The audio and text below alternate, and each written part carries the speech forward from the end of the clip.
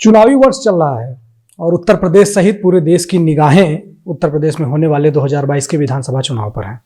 इसी सिलसिले में हमारे साथ बात करने के लिए भाजपा के प्रदेश सह कोषाध्यक्ष संजीव अग्रवाल जी हैं, जिनसे हम बातचीत करेंगे और समझेंगे भाजपा का जो चुनावी पूरी प्रक्रिया है, जिस तरीके से भारतीय जनता पार्टी चुनाव लड़ती है, उसमें आरएसएस का कितना योगदान होता है।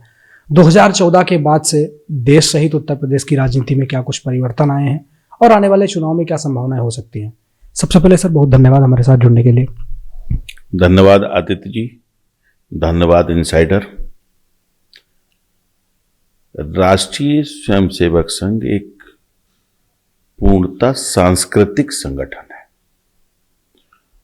और इसमें एक राष्ट्रीय स्वयंसेवक संघ के स्वयंसेवक देश सेवा की भावना से, राष्ट्र सेवा की भावना से जनता के बीच में कार्य करते रहते हैं। और राष्ट्रीय स्वयंसेवक संघ राजनीतिक रूप से एक ऐसा दल देश में राज करे जो राष्ट्रवाद और भारतीयता और भारतीय संस्कृति और हिंदू राष्ट्र की अवधारणा को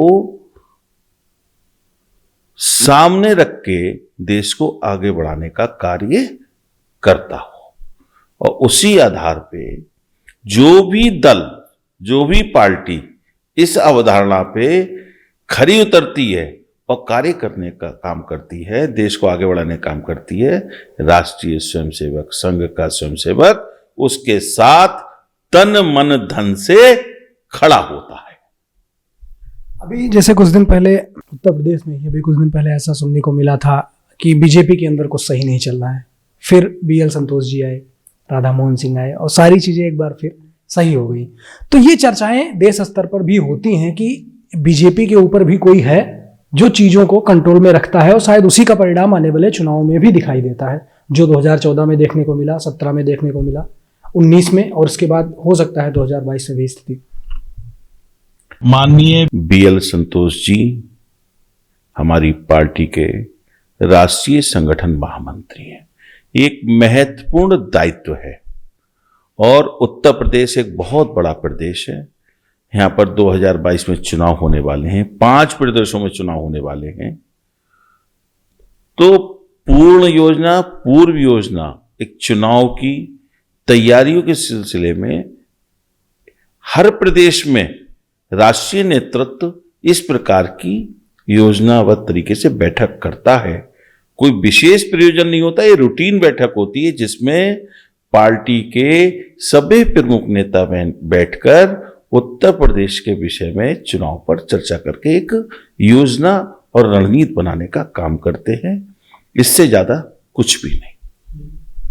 थोड़ा सा उत्तर प्रदेश स्पेसिफिक अगर जाने की कोशिश करें और मुद्दों की बात करें, जैसा विपक्ष भी कई सारे मुद्दे उठा रहा है, सबसे प्रमुख उसमें महंगाई है, इसके अलावा बेरोजगारी को मुद्दा बनाया जा रहा है और किसान आंदोलन। पश्चिमी उत्तर प्रदेश में खास करके वहाँ के कुछ ऐसे जिले हैं जहाँ ये चीज़ देखने को मिल रही है। विपक्ष इसे एक बड़े स्तर पर दिखाने की कोशिश कर रहा है। उनका कहना है कि किसान आंदोलन उत्तर प्रदेश चुनाव में एक बहुत बड़ा मुद्दा हो सकता है। इस पर क्या कुछ कहना चाहेंगे? किसान आंदोलन आपको लगता है कि किसानों द्वारा संचालित है? ये वास्तव में किसान आंदोलन नहीं है, ये राजनीतिक पूर्वाग्रह से ग्रस्त स्वार्थपरक राजनीतिक कार्यकर्ताओं द्वारा चलाया जा रहा ये आंदोलन है। इसमें किसानों की सहभागिता नगण्य है। किसान पूर्ण रूप से संतुष्ट है। किसानों को अपनी फसल का उचित मूल्य मिल रहा है, उनको सरकार की तरफ से पूरी सहायता मिल रही है। कांग्रेस, आम आदमी पार्टी, सपा, बसपा सारे दल मिलकर किसानों को गुमराह करने का काम कर रहे हैं, भ्रमित करने का काम कर रहे हैं। निश्चित रूप से इस आंदोलन का किसानों पर कोई भी प्रभाव नहीं है। भारतीय जनता पार्टी किसानों के लिए समर्पित और किसानों के फसल के लाभ के लिए हमेशा चिंतित रहती है। और आदरणीय मोदी जी जब से 2014 से सरकार में आए हैं, उन्होंने हमेशा कहा है कि किसानों को अपनी फसल का लाभ मिलना चाहिए और दोगुना लाभ मिलना चाहिए, और हमारे देश में किसान आत्मनिर्भर हो, विकसित हो और नई प्रणालियों से, नई शैलियों से वैज्ञानिक आधार पे अपनी फसलों का उत्पादन करे। और इस दिशा में भारतीय जनता पार्टी निरंतर काम कर रही है। और आज की तारीख में चाहे गन्ना उत्पादन हो, चाहे गेहूं उत्पादन हो, चाहे धान का उत्पादन हो, चाहे दाल दलहन का उत्पादन हो, उनको उसका उचित मूल्य मिल रहा है। और बाजार में कहीं पर भी आम नागरिक को, आम जनता को इन चीजों की कोई कमी नहीं है। उचित दर पे गेहूं, चावल, दाल दलहन और चीनी, जो रोज के इस्तेमाल की आवश्यक चीजें हैं, व्यक्ति को आसानी से उचित दाम पर मिल रही है। इसी से जुड़ा सर एक और सवाल है। उत्तर प्रदेश चुनाव से बसपा ने शुरू किया अयोध्या से प्रबुद्ध वर्ग सम्मेलन। समाजवादी पार्टी कह रही है कि वो परशुराम की प्रतिमा लगाएंगे, और कांग्रेस ने दलित स्वाभिमान यात्रा निकाली। दूसरी तरफ यह भी कहते हैं कि हम जातिगत तरीके से वोट नहीं मांगेंगे। लेकिन ऐसे ये आयोजन जो हो रहे हैं, इसको लेकर आपका क्या कुछ कहना है?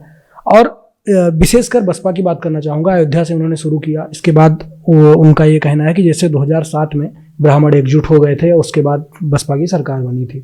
क्या कुछ आपको लग रहा है इस बार ऐसा हो सकता है? बसपा की कथनी और करनी में बहुत अंतर है, और प्रदेश की जनता इसको समझ चुकी है।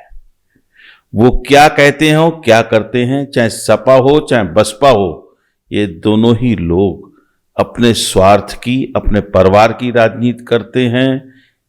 और इन लोगों को किसी भी प्रकार से जनता से मतलब नहीं रहता। हमारी पार्टी सबको साथ, सबके साथ चल के काम करती है।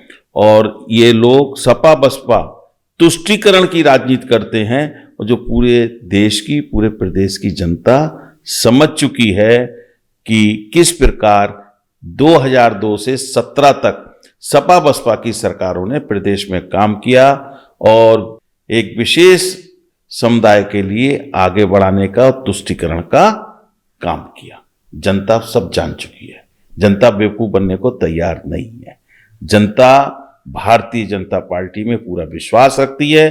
भारतीय जनता पार्टी ने चाहे दलित हो, चाहे गरीब हो, चाहे पिछड़े हो, चाहे किसान हो, सबका ध्यान रखा है और सबको विकसित करने का, समृद्ध करने का काम किया है। जैसा कि सर ने बताया कि भाजपा ने सबको साथ लेकर और सबका विकास का सोचा है। लेकिन कहीं ना कहीं सर, जो ये सवाल है, जो मुद्दा है, मैंने आपसे पूछा था महंगाई वाला भी, अगर उसको भी मैं दोबारा वो क्वेश्चन अगर उठाऊं आपके सामने कि महंगाई जो एक मुद्दा है, बार बार उसको उठाने की कोशिश की जा रही है। लखनऊ में भी विधानसभा के सामने कांग्रेस पार्टी के कई नेता ठेला लेकर पहुंच गए थे। तो महंगाई को बार बार एक प्रदेश में मुद्दा बताया जा रहा है और कहा जा रहा है कि महंगाई से आम जनता त्रस्त है। कहीं महंगाई लगती है आपको? हर चीज सुलभ है। कांग्रेस के शासन में, सपा बसपा के शासन में कालाबाजारी खूब होती थी। आज गैस की उपलब्धता देख लीजिए, घर घर गैस बैठे आराम से मिल रही है। आज सस्ता गल्ला घर बैठे हर गरीब आदमी को मिल रहा है, उचित दामों पे मिल रहा है। और अति गरीब व्यक्ति को मुफ्त में गल्ला मिल रहा है। ऐसा पहला कभी हुआ है?